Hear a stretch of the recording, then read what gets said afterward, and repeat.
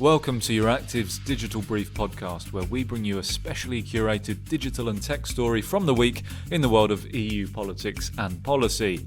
For a full breakdown of all the most important stories over the past 7 days in this patch, sign up to my free newsletter or take a look at it online at euractiv.com.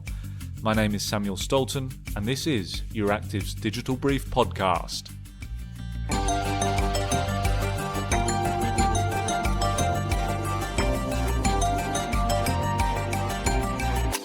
So this week it has transpired that the European Commission has concerns that certain aspects of the UK's data protection regime may change in the future and negatively impact the safety of EU personal data when transferred to the country. Commission sources have informed Euractiv. The EU executive is conducting an assessment of the UK's data protection landscape as part of a so-called adequacy decision in order to determine if EU data can safely be transferred to the UK after Brexit. During the transition period, the UK continues to abide by the EU's General Data Protection Regulation, but there are fears in the Commission that this could change after the transition comes to an end on the 31st of December. Should the UK decide to chart a path with less stringent data protection controls than that of the EU, personal data belonging to citizens from the bloc could be put at risk when transferred across the English Channel.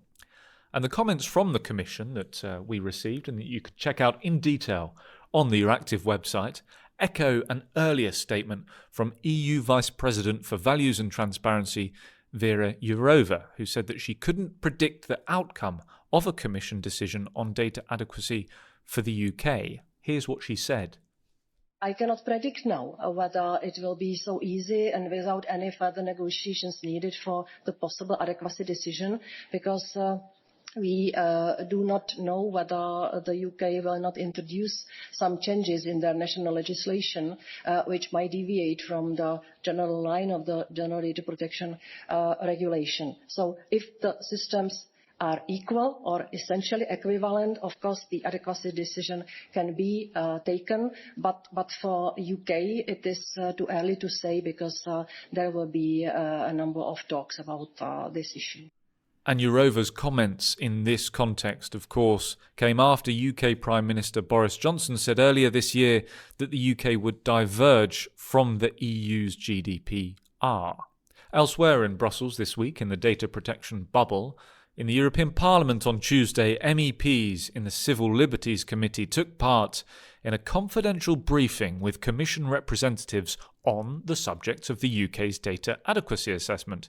Now, for the very fact that it was a confidential in-camera meeting, the gathering itself was not recorded at all, but two Parliament sources revealed to Euractiv that the lack of progress on the assessment presented by the Commission was disappointing, and that the EU executive was unable to give any specific decision for when a final agreement or a outcome of the assessment will be made. And we understand that so far a number of meetings have happened by the European Commission unit making the adequacy assessment.